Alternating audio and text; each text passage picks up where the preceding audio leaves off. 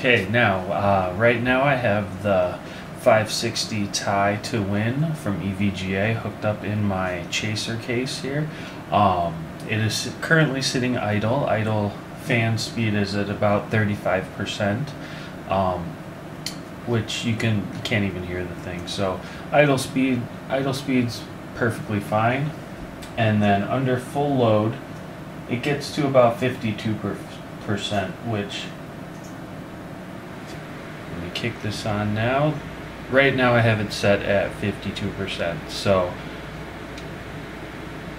currently the speed, I mean, with this case it has a big outside cutout for like a big 220 fan on the side. So you can kind of hear it sitting out here, but it's not that loud. It's actually pretty decent for full speed at what this gets to.